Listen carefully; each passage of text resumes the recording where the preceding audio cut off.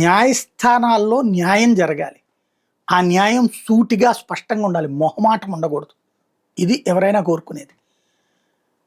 కస్తూర్బా విద్యా సంస్థల్లోని టీచర్లని తీసిపడేయటం, వాళ్ళని ఏడిపించుకు తినటం అన్నటువంటి అంశాన్ని మొట్టమొదట ప్రస్తావించింది నేనే.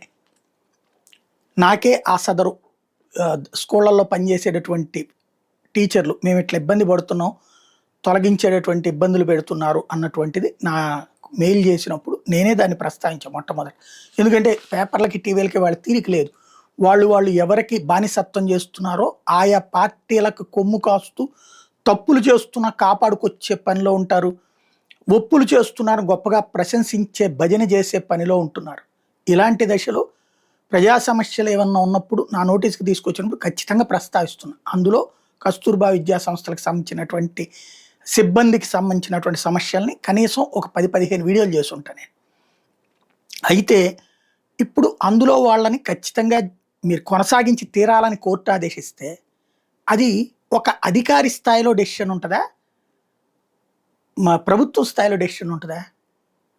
నాకు తెలిసి నేను చూసిన సుదీర్ఘ నా జర్నలిజం ఫీల్డ్ అనుభవంతో కానీ, అడ్మినిస్ట్రీరియల్ యాక్టివిటీస్ ఎట్లుంటుందో తెలిసిన ఎవరైనా సరే ఆ నిర్ణయం ఒక అధికారి డైరెక్ట్గా తీసుకోలేడు. విద్యాశాఖ మంత్రి నోటీసులో పెడతాడు, విద్యాశాఖ మంత్రి ముఖ్యమంత్రి నోటీసులో పెట్టి యాక్షన్ తీసుకోవాలి. విద్యాశాఖ మంత్రి ఇప్పుడు షాడో సీఎం చంద్రబాబు గారు అబ్బాయి లోకేష్. అయితే లోకేష్ గారు మంచోడే, ఆయన కరెక్ట్గానే స్పందిస్తాడు. కానీ నువ్వు సరిగ్గా స్పందించలేదంటూ అధికారిని మందలిస్తే ఏం చేస్తాడు ఆయన?